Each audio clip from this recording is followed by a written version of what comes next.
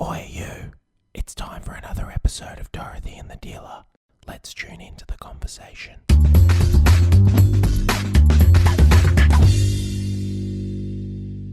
I know a song that'll get on your nerves, get on your nerves, get on your nerves. I know a song that'll get on your nerves, get on your nerves, get on your nerves. Great. I know a song that'll get on your nerves, get on your nerves. That's a great choice of song for It is. today's topic. It is, yes. What are we talking about, Mills? We're going to talk about repetition. Reputation? No, repetition. You say it wrong all of the time. No, I do not. I just said it wrong now. Okay. No, you say it wrong No, I all of the just time. said it wrong So it's now. repetition. Repetition. And we're going to talk about the difference between repetition and routine because we get a lot of questions about this because we talk about repetition all the time. We talk about repetition a lot. I'm in your mind right now. I know you are. You know that I'm in your mind. I'm controlling your mind right now. Sure. Okay. Anyway, we talk about repetition a lot and people, I think that it's important that we just clarify it. What are you doing? I'm just letting them know that I'm controlling your mind and now I'm controlling their mind. Who's them?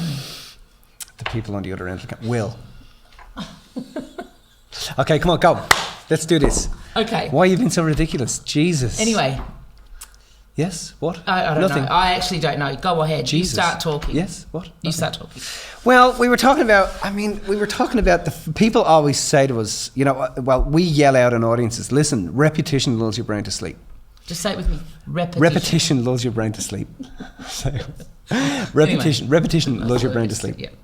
And so what does that mean? Well, I mean, repetition lulls your brain to sleep. What does it mean to you? Well, it means to me that when you do the same thing all the time, Yeah.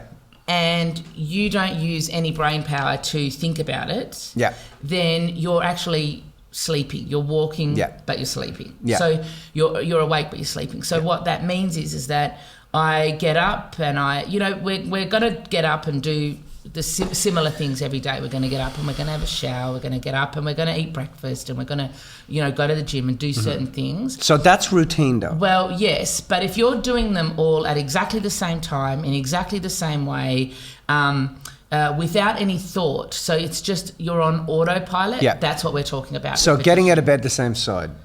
Having Eating the same cereal every breakfast morning. every morning. Driving to work the same way Yes. every day. And because it's also very mammalian brain stuff, because the brain, wants to find the least road of resistance. Yes. It wants to keep you safe. Yes. So it looks for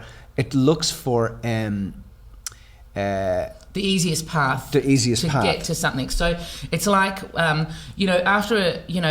imagine you're starting a new job and you've never driven to work that particular, to that particular place in the city, and you get up and you go to work and you have to think about, okay, which way do I have Yeah. to get there? How am I going to get there? What time do I have to leave in order to get to that place? Yeah. You're actually engaging your brain, you're having to Yeah. think. Yeah. But after a week of working in that same spot, it's like, well, I know what time to set my alarm. I know I've got to leave the house by a certain time because I'm going to drive the same way, get there at the same time. And so your brain is not actively engaged in your life, in achieving anything. So if you're not actively using your brain, that's when it's being lulled to sleep. So because this- and when you think about it, like the masses, so many people in the world are asleep. So many people, and they don't realize it's the little things that they're doing every day that have actually lulled them to sleep. And this is not about us saying they're asleep. I mean, everybody does that. In their own way, yeah. In some way, shape or form, everybody does that. But They're asleep. But for us, I mean, I know for us, our intention is to really change it up and really make it so that we're not having to just be on repeat or on autopilot. So you're all like the time. it's about top downing the shit out of your life, and the way to do that is you've got to be altering things all of the time. There has to be movement. So you've got to be taking yourself out of that comfort zone all the time, Yes. that state of safety. You've got to push, that part of the brain, which is the more evolved part of the brain, that walnut-shaped part of the brain that just loves information and just wants to soak it up. Because if you lull that part of your brain to sleep, you're at the mercy of your animalistic part of your brain, which is just about staying safe. There's no push. Because there's no then any time that you go against that, you feel you start to panic because you're feeling like, oh, this is not what I'm used to. So you're So I suppose routine and repetition, having routine is important. Well, because we see this in kids, right? This is the thing. So when we talk about repetition lulls the brain to sleep, a lot of people say, well, what about kids? Kids, thrive on routine. And yes, we agree. So in terms of kids, we'll talk about that quickly. Kids, it's important for kids to have a routine. It's important for them to understand, yes, that they have to brush their teeth, in the morning and in the evening. Mm-hmm. It's important for them to understand that, yes, they've got to, bathe themselves. They have to, eat breakfast. There's certain tasks perhaps that they have to do, like with older kids, little chores and things like that. Because I know having young kids, what I found was when a baby first turns up, it's like life is all over the place. They're waking up, they're going to sleep. They're waking up, they're going to sleep. And I remember we actually called in a woman to help us sleep specialist to help us with Lexi, because we just couldn't get her asleep. And when the baby turns up, you're a novice. Somebody hands you this piece of flesh, and you leave, and you're like, nobody gave me a book. There's no manual. What the fuck do I do with this? And you take this baby home, and you're like, shit. How do I handle this? So, and then you kind of feel a bit helpless, especially a man. You feel a bit helpless because the woman takes over, and it's just about the woman and the baby. And then you can start to see that your wife. I remember Ange was not getting any sleep. She was, there was no routine. There was literally no routine. So I remember one of the first things this woman taught us, and she did it in a day. Now, we had been struggling, man. Like Like Ange was, at the end of her tether. She was really, and like I was at the end of my tether, and it was struggle town. It was absolute struggle town. And she this time 9 years ago. That's right, little Lexi. Yeah. So she came in and showed us some really, really simple, straightforward things and behaviours with the baby. The first one was, that swaddling. You got to swaddle the baby, and you got to swaddle them so that they feel tight and close, like they're back in the womb. You got to swaddle them properly. And I became the swaddle king. Like I used to have swaddle offs with my buddies, and then the other thing was about getting the kid to sleep at a certain time, and then the routine of putting the baby down and leaving the bedroom. So we would put her down, and she would start to cry. Stand close to her, don't look in her eyes, hold her, put her down, don't look in her eyes, stand close to her, and then slowly but surely make your way out, stand at the door so she still feels, keep moving, then stand outside the door so that she still feels the energy that you're there. So with that she went down at a certain time, she fed at a certain time, she got up at a certain time. Once we started doing that, which are really, really the primitive routine that everybody has to have, because like kids know, I got to go to bed at 7:30. You got to get the kids into bed at 7:30, get them into bed at 7:30. You got to feed them at a certain time before they go to bed. But it's like, don't feed them the same food every day, because if you get fed the same meal every day, eventually like you're just going to feel repulsed by it. So routine is about giving the child what it needs in that time to have a sense of safety and security in their environment. So if the kids don't have any sense of that, it can be very all over the place, right? So starting from when and just saying something important there is that they pick up on your energy as well. Yes. Because if they have no routine, you have no routine. Does that make sense about what to do? So you start them at a young age in the way of sleeping, eating, because and kids will go down at certain times, eat at certain times, play for certain times, and then as they grow, it's important for them to also continue to have elements of that. But there's a few important rules with kids and routine.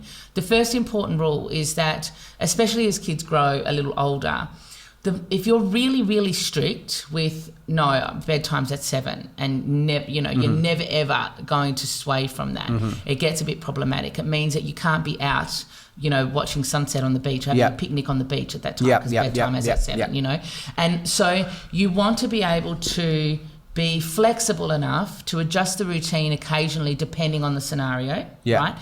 And then also you've got to understand and you've got to watch the cues where your child needs to move the routine, needs to shift how they're performing or how they're acting or what they're doing, So Ange was really, really good at this, I remember, because, I'd come by one week and the kids would be having a bath and you'd get them out of the bath a certain way because that was next minute, they're ready to get out of the bath themselves. And, instead of you taking them to the bedroom to change, they're doing it in a different way. So the routine changed, right?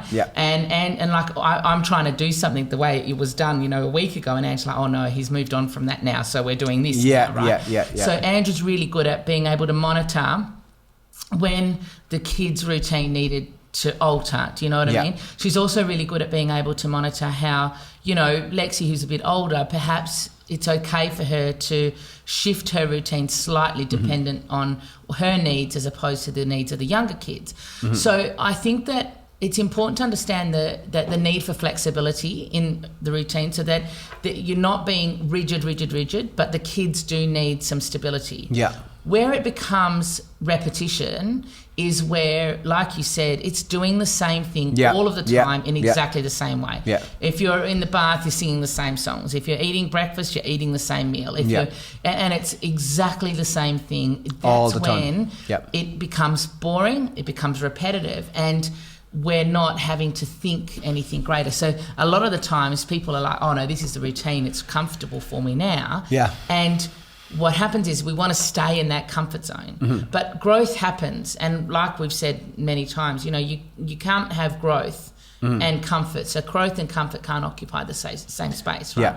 So you can't be comfortable and grow, and you can't grow and be comfortable. So you're going to have to be pushing out of those boundaries. So it's kind of like progression happens on the border of comfort and uncomfort. So you have to have both things happen. So the comfort part really feeds that mammalian part of the brain. The uncomfort part feeds that more evolved part of the brain. So both things have to happen. You must have some routine, but not just no repetition within the routine.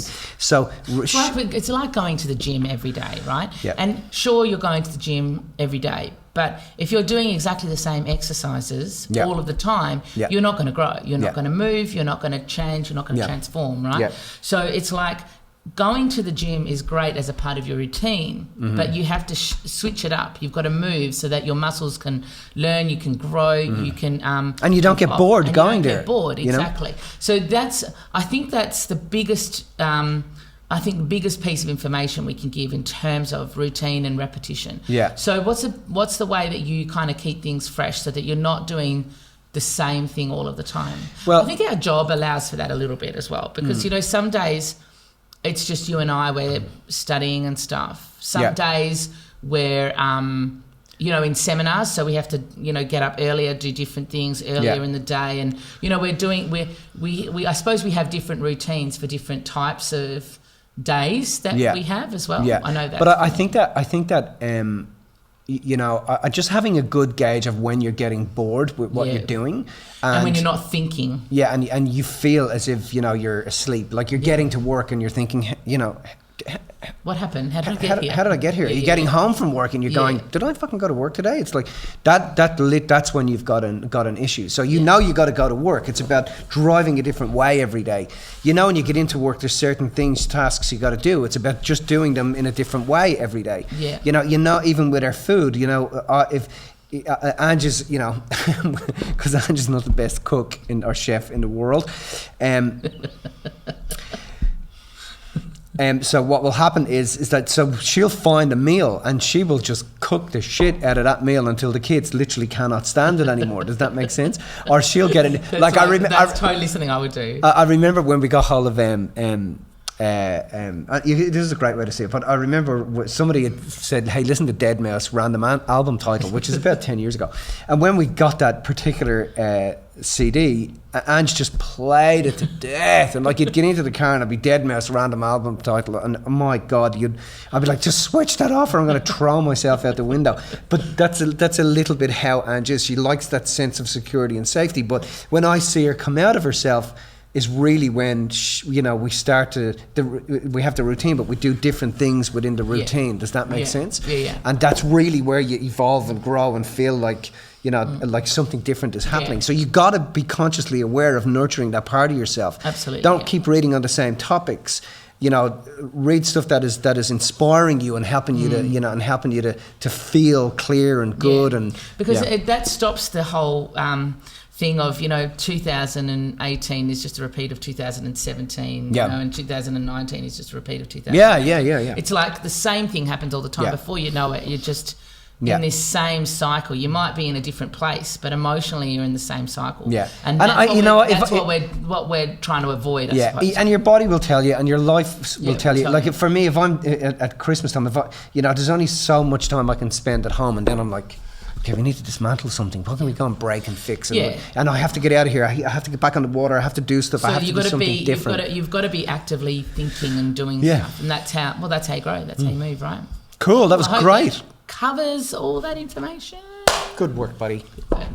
Need to sing a repetitive song now.